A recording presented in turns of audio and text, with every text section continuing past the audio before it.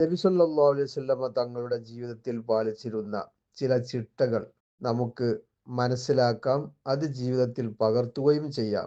നബി സല്ലല്ലാഹു അലൈഹി വസല്ലമ തങ്ങൾ ഒരു വീട്ടിലേക്ക് ചെല്ലുമ്പോൾ വീടിന്റെ കവാടത്തിന് നേരെ അഭിമുഖമായോ അല്ലെങ്കിൽ ഒന്നും മിണ്ടാതെയോ കടന്ന് ചെല്ലുകയില്ല.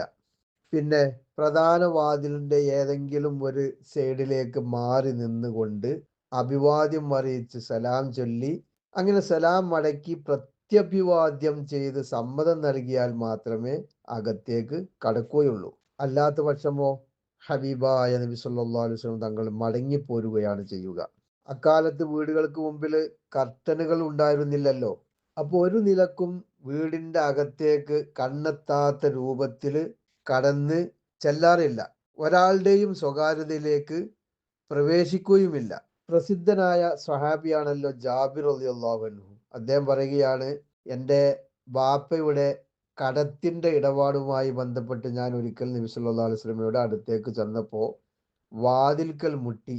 ആരാണെന്ന് ഉള്ളിൽ നിന്ന് ചോദിച്ചപ്പോൾ ഞാൻ എന്നാണ് മറുപടി പറഞ്ഞത്. നബി സല്ലല്ലാഹു അലൈഹി വസല്ലം തങ്ങൾ ഞാൻ ഞാൻ എന്ന് അനിഷ്ടത്തോടു കൂടെ പറഞ്ഞുകൊണ്ടാണ് വീടിന്റെ പുറത്തേക്ക് വന്നത്.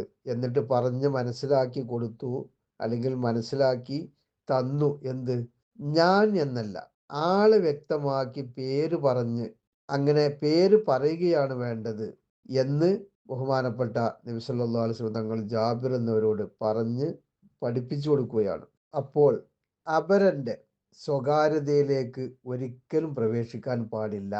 ഓരോരുത്തരുടെയും സ്വകാര്യതയാണ് അവരുടെ ഭവനം, വീട് എന്നൊക്കെ പറയുന്നത്.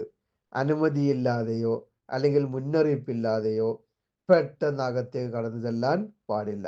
ഓരോരുത്തരും അവരവരുടെ സ്വകാര്യതകളിൽ സ്വാതന്ത്ര്യം സ്വീകരിക്കുമ്പോൾ അതിൻ്റെ ഉള്ളിലേക്ക് നാം കടന്നു ചെന്നുകൂടാ.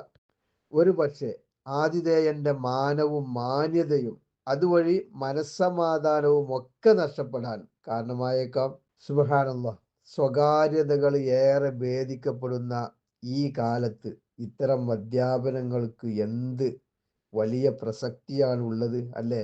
മറ്റുള്ളവരുടെ ഡിവൈസുകളിലേക്കും സ്വകാര്യ അക്കൗണ്ടുകളിലേക്കും അതുപോലെ സംഭാഷണങ്ങളിലേക്കും ചൂഴ്ന്ന് കയറി അതൊക്കെ വിനോദമാക്കുന്ന ഈ കാലത്ത് ഇത്തരം അധ്യാപനങ്ങൾക്ക് വലിയ പ്രസക്തി തന്നെയാണ് ഉള്ളത്.